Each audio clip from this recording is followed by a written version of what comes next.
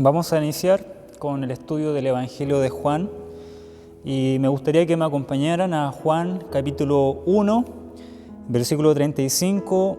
Vamos a leer hasta el versículo 51. Es decir, no lo vamos a leer todo ahora, pero vamos a ir viéndolo de a poco a medida que lo vamos leyendo durante la clase, ¿sí? Es una porción grande la que vamos a ver. Vamos a ver acerca de los primeros discípulos, esta narración. Por tanto, me gustaría que lo fuésemos leyendo mientras estamos aprendiendo en la clase. ¿Bien? Vamos a ver los primeros discípulos del Señor. Y Juan lo que va a hacer acá, el apóstol Juan, tiene el objetivo de mostrar los primeros seguimientos o los primeros encuentros que Jesús tuvo con sus discípulos. Ya antes había hablado de Juan el Bautista, de quién fue el que proclamó, que preparó el camino, pero ahora Juan el Bautista va a hacer que sus propios discípulos sigan al Señor Jesucristo, sigan al Mesías que Él ha estado anunciando, el Cordero que quita el pecado del mundo. Bien, entonces vamos a ver primero los primeros dos del Señor, Andrés y Juan. Fíjense, versículo 35. El siguiente día otra vez estaba Juan y dos de sus discípulos, hablando de Juan el Bautista acá. Juan tenía dos de sus discípulos aquí, y mirando a Jesús que andaba por allí, dijo: He aquí el Cordero de Dios. Le oyeron hablar los dos discípulos y siguieron a Jesús. Lo siguieron. Entonces vemos que dos discípulos de Juan siguen a Jesús. Todavía no nos dice el nombre, pero más adelante lo menciona. En el versículo 40 dice: Andrés, hermano de Simón. Era uno de ellos. Andrés, que era hermano de Simón. Pero el del otro discípulo no se menciona nada. Es como un discípulo incógnito. Por tanto, nosotros creemos que el discípulo incógnito es Juan, el que escribe la carta. Y lo entendemos de esa forma porque él entrega muchos detalles de cómo fue los primeros encuentros que él tuvo con Andrés acerca de Cristo. De hecho, dice la hora exacta, dice el día exacto, incluso muestra acá cosas que Juan el Bautista hizo, por tanto, cosas que son detalles que solamente el autor de forma presencial lo pudo anunciar. ¿Bien? Entonces concluimos que es Juan el apóstol, uno de estos dos discípulos, y el otro es Andrés. ¿Sí? Andrés y Juan entonces. ¿Qué fue la reacción? Juan el Bautista le dice: sigan a él, sigan a Jesús, él es el Mesías. Estos dos discípulos, Juan y Andrés, siguieron a Jesús. Y versículo 38 dice: y volviendo a Jesús y viendo que le seguían, le dijo: ¿qué buscáis? Ellos le dijeron: Rabí, que traducido es maestro. ¿Dónde moras? Entonces vemos acá que Jesucristo se dio cuenta que lo seguían y le hizo una pregunta que es bien interesante. Le dijo: ¿qué buscáis? Yo creo que es una pregunta que el Señor hace solamente a ellos, pero Juan lo pone, el que escribe la carta, lo pone también con una intención también, de que el discipulado de Cristo ofrece es preguntarle a la gente qué buscan. Jesucristo a veces tuvo mucha gente que lo siguió solamente por los panes y los peces. Lo podemos ver cuando alimentó a muchos, ¿verdad? La gente lo seguía porque hacía muchos milagros, que lo sanaba, para obtener beneficio de Jesús en ese aspecto. Pero Jesús, esta pregunta es trascendente, porque Él quiere apuntar a los que lo seguían. ¿Qué buscan? ¿Qué buscan? Y la respuesta que ellos dan es: ¿dónde moras? En otro sentido, ellos quieren saber, quieren conocer quién es Él. quién es Él, con más profundidad, con mayor intimidad. Y esa es la idea del discipulado, hermanos. Conocer a Cristo, ese es lo esencial. Entenderlo a Él. A veces buscamos por miles de cosas, pero lo más fascinante es el conocimiento de Cristo. Ellos le dijeron, Rabí, ¿dónde moras? Versículo 29 le dijo, venid y ve. Otra respuesta importante del Señor. Vengan y vean. El Señor nos hace una propaganda. Miren, yo soy Jesús, yo soy el que hago milagros, yo es el que convierto el agua en vino. Un montón de cosas. No. Jesús dice, no hace una propaganda de sí mismo, sino que dice, vengan y vean. ¿Sí? No se hace autorreferencia, sino que llama a la gente a que lo vean, a que comprueben por ellos mismos quién es Él. Y ese fue lo que los discípulos hicieron.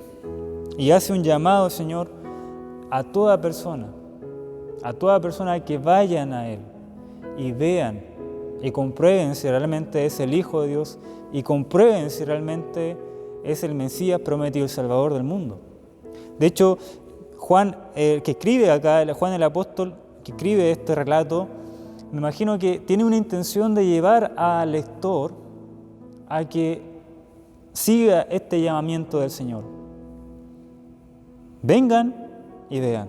Es una invitación al lector para llevarlo en todos los capítulos siguientes a que vean y conozcan a Cristo. Juan intenta presentar a Jesús. Miren, yo le expongo a Jesús. Ustedes comprueben si es el Mesías o no. Ustedes vean. Vean cuáles fueron sus señales, sus milagros, cuáles fueron sus enseñanzas y qué ocurrió con sus discípulos. ¿Sí? Eso es importante. Bien. Jesús hace un llamado a que venga la gente y lo vea. ¿Y qué hicieron estos discípulos? Fueron y vieron dónde moraba y se quedaron con él aquel día porque era como la hora 10. Se quedaron con él y dice el texto la hora 10. Ven el detalle que coloca Juan, por eso sabemos que el mismo escritor era uno de los discípulos que seguía, ¿sí?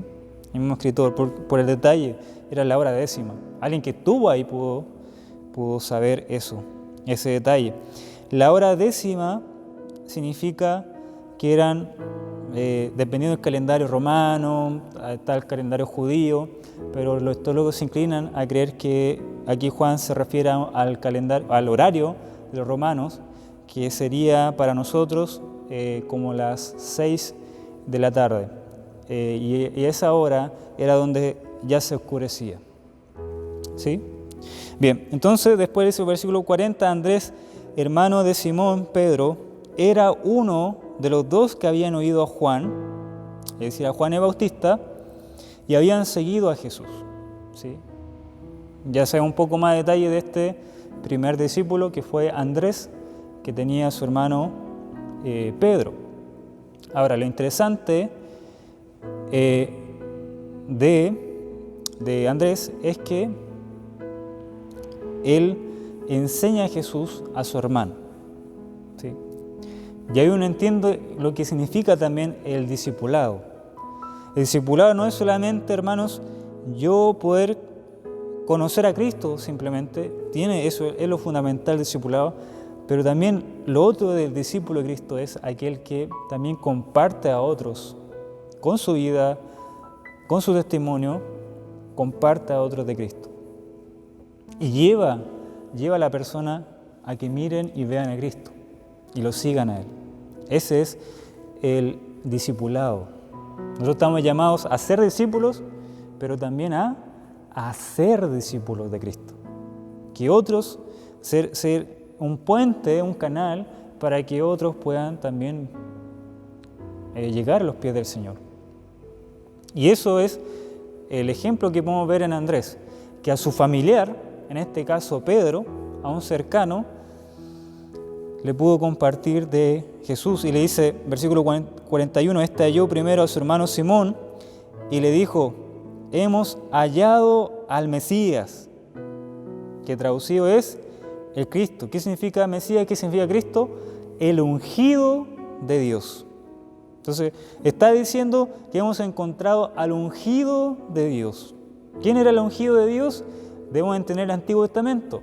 Dios había prometido al pueblo de Israel que el Salvador, que el Rey de los judíos, iba a ser ungido por el poder del Espíritu Santo. ¿Y cómo sabemos que este hombre iba a ser ungido por el Espíritu Santo? Porque el poder del Espíritu Santo iba a estar sobre él, haciendo señales y hablando de parte de Dios como un profeta. ¿Sí? Cumpliendo esa labor también como rey, un rey justo, sobre todas las naciones. Por tanto, era muy importante esto para Andrés, era muy impactante el decir, hemos encontrado al Mesías. ¿Sí? Era algo, para un judío era lo máximo. Por tanto, él con entusiasmo va donde Simón, su hermano, y le comparte, hemos hallado al Mesías, hemos hallado al Mesías. Podemos decir esas palabras, hemos hallado al Mesías. Nosotros como creyentes hoy día podemos compartir otro, he conocido al Salvador, he conocido al Dios del universo, al Rey. Bueno, ese es lo que hace Andrés aquí, a su hermano Simón. Y vemos acá lo que ocurre. Entonces Andrés le enseña a su hermano Simón de Jesús, hemos hallado al Mesías, y Jesús, fíjense, este encuentro, después de decirle eso, lo trajo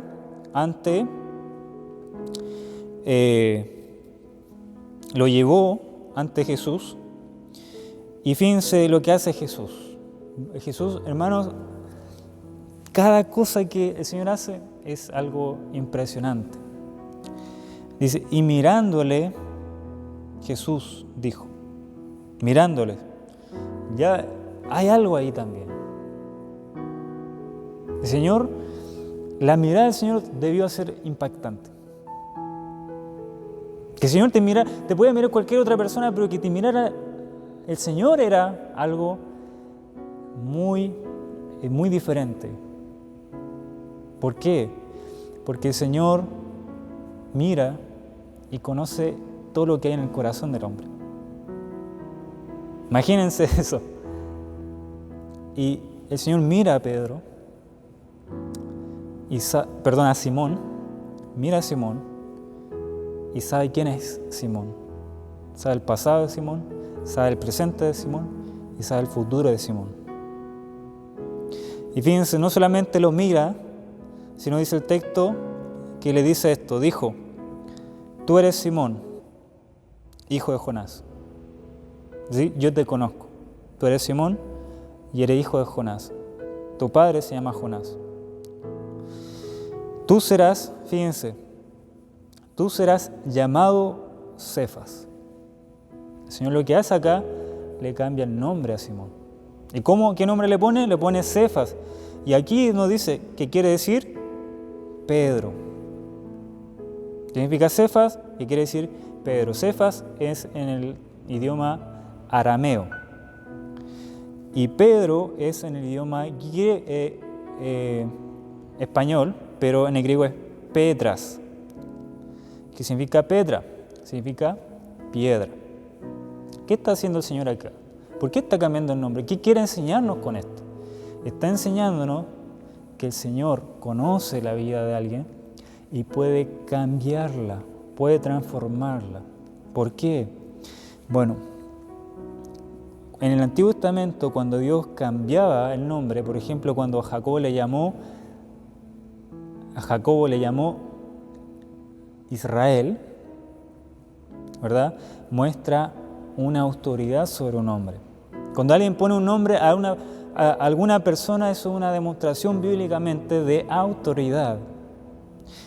Dios hacía eso en el Antiguo Testamento, pero vemos acá a Jesús con esa autoridad y cambiando el nombre a un Simón. Pero es interesante el nombre que le puso. Porque ahí está lo trascendental, porque ya no iba a ser Simón, sino que iba a ser una piedra, un Pedro. Jesús sabía, conocía que Simón, cuando él iba a estar presente en la tierra, iba a ser inestable. ¿Sí? Conocía el carácter de Simón, igual quiso escogerlo como su discípulo.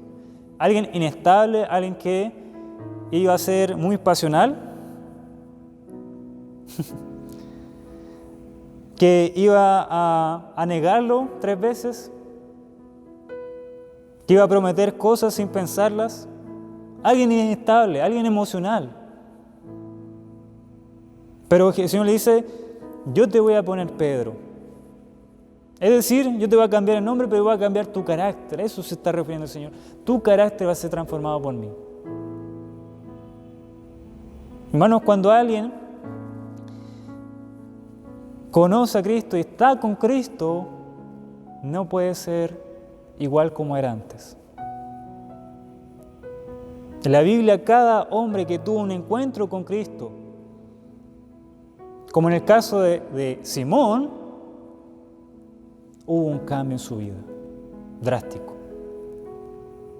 De un Simón inestable, ahora es un Simón sólido, que fue líder de la iglesia en los primeros años de la iglesia. Fue alguien sólido, una roca que lideraba, que predicaba con autoridad, que predicaba con pasión, que incluso no le importaba morir por Cristo, ya no lo negó nunca más. Era una piedra sólida. Hermanos, cuando alguien tiene un encuentro con el Señor Jesucristo, deja de ser el mismo. Por tanto, no podemos decir, yo he conocido a Cristo, he caminado con Cristo, cuando tu vida sigue igual como antes. Sigue igual como antes. El estar con Cristo, hermanos, el tener un encuentro personal con Él, el ser un discípulo de Él, estar en este proceso de discipulado, siendo aprendices de Él, nuestro carácter va cambiando.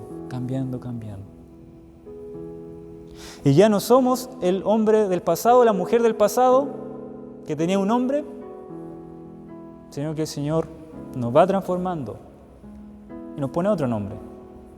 De hecho, dice la Biblia que nosotros vamos a tener otro nombre en los cielos. En Apocalipsis nos muestra eso.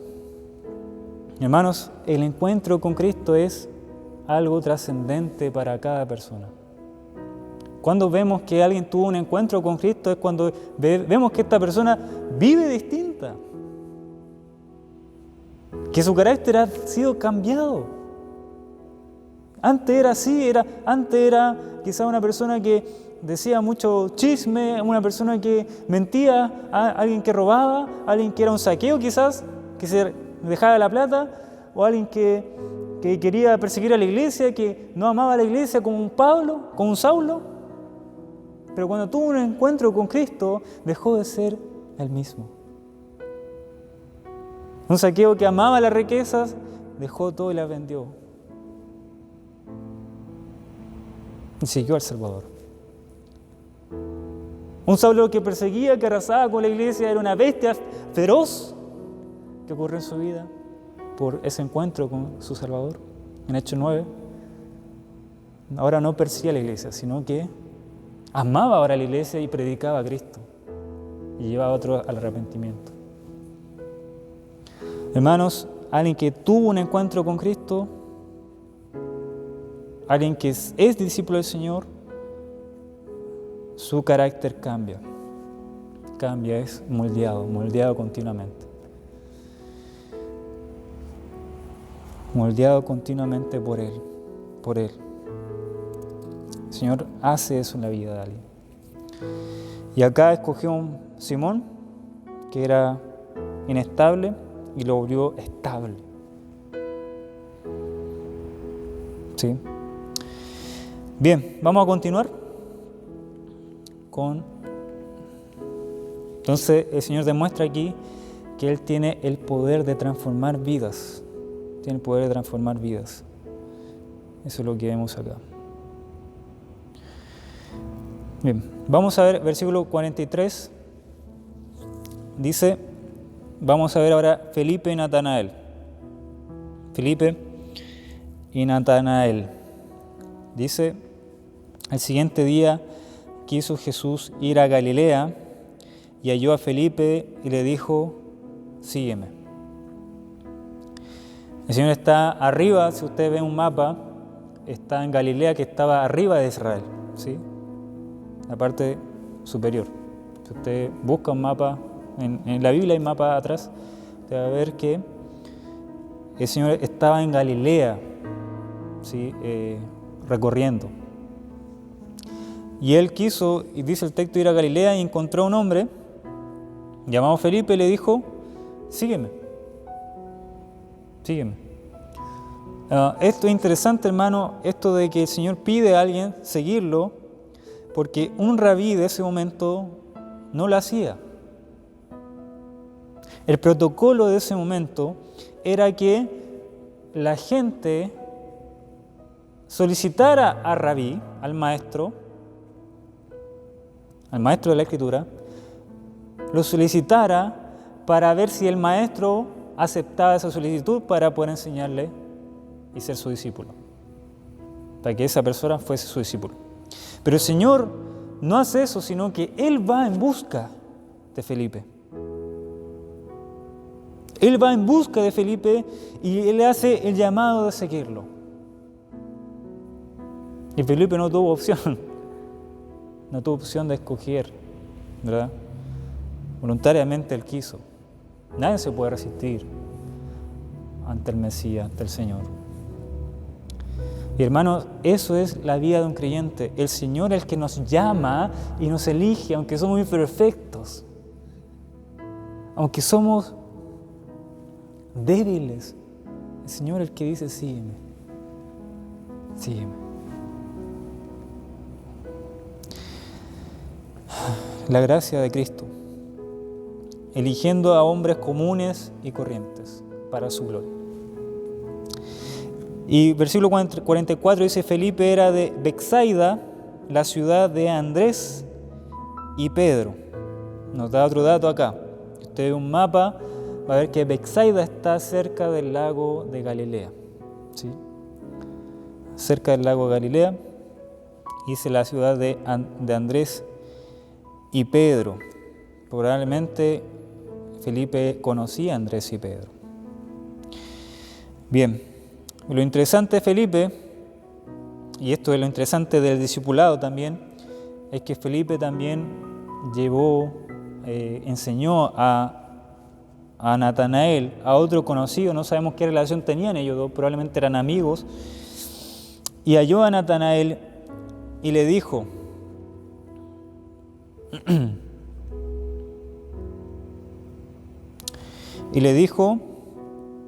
de Nazaret, versículo 45, Felipe halló a Natanael y le dijo, hemos hallado a aquel de quien escribió Moisés en la ley, así como los profetas, a Jesús, el hijo de José de Nazaret. Le está diciendo a Natanael, hemos encontrado a aquella persona, al ungido de Dios, que el Antiguo Testamento lo resume con la ley de Moisés, que son los primeros 5 libros del Antiguo Testamento, que se le llama el Pentateuco, 5 rollos, y los profetas, que serían las profecías, profetas mayores, profetas menores, pero también los salmos, hermanos, y las poesías del Antiguo Testamento también se consideraban como parte de los profetas. Por ejemplo, David, aparte de ser rey, se consideraba como un profeta porque hablaba también en los salmos de parte de Dios. Entonces, él resume todo el Antiguo Testamento diciendo, el Antiguo Testamento, lo que nosotros conocemos como judíos, que hemos sido instruidos desde pequeños, todas esas promesas de el rey que estamos esperando con ansias, bueno, lo hemos encontrado en Jesús. Y le dice, es Jesús, el hijo de José, de aquel carpintero, es el Mesías. Hijo, y es de Nazaret. Si usted ve un mapa va a encontrar que Betsaida y que el lago de Galilea y que todo Galilea, ¿verdad?, ahí se encuentra en una parte cerca de Samaria, está la localidad de Nazaret. ¿Sí? Nazaret. Entonces estamos en Galilea, en esa esfera donde Jesús está recorriendo, ha ido al río Jordán, ¿verdad? Está Juan el Bautista, ha ido a Betsaida, ahora ha ido a Galilea, ¿verdad? Y probablemente ahora está en Caná, que es donde vivía Natanael. Ahí usted lo puede encontrar en el mapa. Y le dice Felipe a Natanael que es de Nazaret Jesús. Ahora, Natanael dice, versículo 47 se sorprende, dice, 46, dice, Natanael le dijo, ¿de Nazaret puede salir algo de bueno? Le dijo Felipe, ven y ve. ¿Sí? Eso también, otra palabra, ven y ve. Es el llamado a tener un encuentro con Cristo y comprobar quién es Él. Entonces, ¿cuál fue la reacción de Natanael? ¿Hubo duda? ¿Será Él? O sea, ¿algo bueno puede salir de Nazaret? Y tiene mucha razón Natanael en ese aspecto. ¿Por qué? Porque ningún profeta había salido de Nazaret, ningún rey de Nazaret. Aparte, Nazaret se considera una localidad pequeña, aparte está cerca de Samaria y los judíos no querían a los samaritanos. Nazaret tenía como cierto vínculo, porque estaban muy cerca, si usted ve el mapa, entonces no eran bien vistos los nazareos. ¿Sí? Entonces, por eso Natanael con toda razón dijo, ¿cómo es esto? Que el Mesías, el rey de Israel, saliera de allá. ¿Bien? Entonces, Felipe le dice, ven y ve, compruébalo tú, que Él es el Mesías. Versículo 47, cuando Jesús vio a Natanael, que se le acercaba, dijo de él, he aquí un verdadero israelita en quien no hay engaño. Otra vez Jesús, ¿qué muestra? Que Él conoce a cada persona. Conoce el corazón de cada hombre, lo conoce. Y lo que dice el Señor de Natanael es verdad. Natanael era un hombre que probablemente era un hombre piadoso, era un israelita al cual él temía a Dios, ¿sí? Y también reconoce que Natanael era un hombre que estudiaba la Escritura, ¿sí? Y que intentaba vivir acorde a la palabra de Dios. Por eso dice un verdadero israelita, ¿sí? Alguien que Dios, un israelita que Dios considera. Pero dice acá, versículo 48, le dijo Natanael, ¿de dónde me conoces? Respondió Jesús y le dijo, antes que Felipe te llamara, cuando estaba debajo de la higuera te vi. Antes que te llamara Felipe, yo sabía que tú estabas debajo de una higuera. Y estar debajo de la higuera para el tiempo de este tiempo era poder meditar. Cuando la gente iba, porque había sombra, había tranquilidad, se sentaba debajo de la higuera, pero también muchos utilizaban la higuera para escudriñar y meditar en la palabra. Es probable entonces, como vemos en la imagen, que está con un rollo, Natanael, es que Natanael estaba meditando en la palabra de Dios. Y aquí muestra que Jesús, no estando presente con él, porque estaba lejos, él sabía dónde estaba Natanael. Muestra su omnisciencia. Cristo conoce todo porque es Dios. Y eso fue lo que impresionó a Natanael. Ya no solamente sabía que él era un verdadero israelita, que lo conocía, sino que sabía dónde estaba en ese momento. Y respondió Natanael, le dijo, Rabí, fíjense qué impactado con estas palabras del Señor. Dice, Rabí, maestro, tú eres el Hijo de Dios, tú eres el Rey de Israel. Hermano, fue esto impactante para Natanael. Y en ese mismo momento reconoció que él era el Hijo de Dios y el Rey de Israel. 50, respondió Jesús y le dijo, ¿por qué te dije, te vi debajo de la higuera, crees? Cosas mayores que estas verás. Cuando dice cosas mayores, se puede referir a los milagros que Él iba a hacer posteriormente. Pero fíjense lo que dice el versículo 51. Y le dijo, de cierto digo, de aquí de adelante veréis el cielo abierto y a los ángeles de Dios que suben y descienden sobre el Hijo del Hombre. Acá el Señor cita un texto de Génesis 28:12, que es este relato donde Jacob cae en un sueño y ve una visión. Y en esta visión ve ángeles que ascienden y descienden como en una escalera hacia el cielo. Y el Señor aplica eso que vio Jacob, lo aplica a su vida, a sí mismo. Porque, hermanos, esa escalera significaba un puente entre Dios y los hombres. ¿Sí? Lo que el Señor está diciendo entonces es que Él es el puente entre Dios y los hombres. Por tanto, el quien iba a ver Natanael en su vida iba a ser la revelación de Dios sobre los hombres, la comunicación de Dios a los hombres, cosa que Juan, el apóstol, cuando escribe ya lo ha mencionado muchas veces sobre eso. Y Jesús lo afirma. Dice, delante veré el cielo abierto y a los ángeles de Dios que suben y descienden sobre el Hijo del Hombre. Es decir, van a haber cosas, van a haber milagros de parte de mía, que van a hacer cosas maravillosas. ¿Por qué? Porque Dios ha llegado al mundo. Dios ha llegado, la revelación misma del Padre ha llegado, y tú, Natanael, te vas a sorprender de lo que verás. Y eso es lo que yo creo que Juan, el que escribe, nos invita a hacer, de ver estas cosas mayores del Señor Jesucristo, pero no solamente en los milagros, sino en su persona, en su carácter. Ver quién es Él y cuáles son las enseñanzas que el Señor plasmó acá en el relato de Juan, que son cosas, hermanos, impresionantes.